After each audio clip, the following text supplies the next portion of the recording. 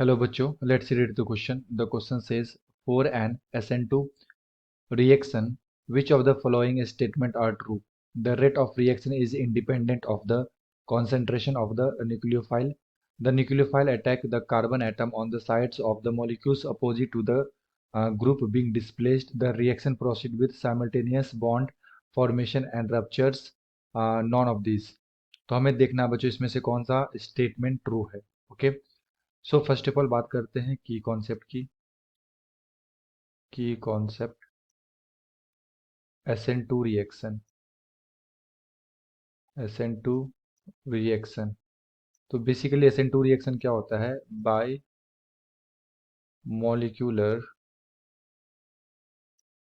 Nucleophilic substitution reaction. Substitution reaction को हम लोग क्या बोलते हैं बच्चों? SN2 रिएक्शन बोलते हैं. ठीक है. इस रिएक्शन में क्या होता है? आ, कोई भी कार्बोकेटाइन का फॉर्मेशन नहीं होता है. No formation of carbocation.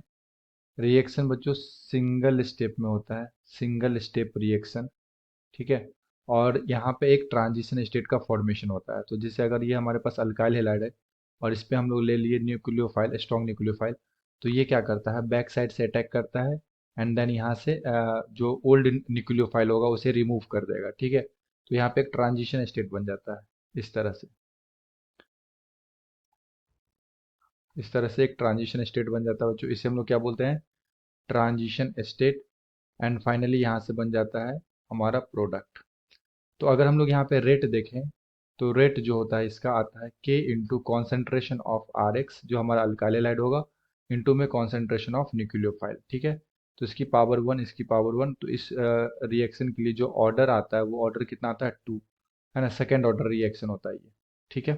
तो ये रेट जो है वो डिपेंड करता है कॉन्सेंट्रेशन ऑफ न्यूक्लियोफाइल पे. तो अगर हम लोग यहाँ पे ऑप्शन चेक करें तो ऑप्शन ए में दे रखा है the rate of reaction is independent. तो ये गलत हो गया बच्चों.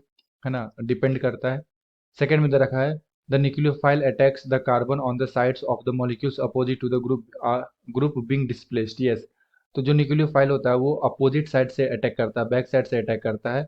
और जिस साइड में ये ग्रुप लगे हुए हैं ना इसके अपोजिट साइड से अटैक करके एंड देन बाद में ये क्या हो जाता है? जो हमारा ओल्ड न्यूक्लियोफाइल होता है ये रिमूव हो जाता है ग्रुप से. तो बी करेक्ट है. सी में दे रखा है the reaction proceed with simultaneously bond formation and ruptures. यानी कि बॉन्ड फॉर्म भी हो रहा है एंड बॉन्ड ब्रेक भी कर रहा है. तो यस, यहाँ पे नया बॉन्ड फॉर्म हो रहा है between the nucleophile and R. And पुराना बॉन्ड जो है आर और एक्स के बीच का ये क्या हो रहा है? ब्रेक हो रहा है. तो सी भी करेक्ट है. और डी तो हो गया नॉन ऑफ दिस, तो ये हमारा हटा दो. तो करेक्ट आंसर क्या हो गया यहाँ से? B and C. Okay. I hope you have understood it well. Best of luck. Thank you.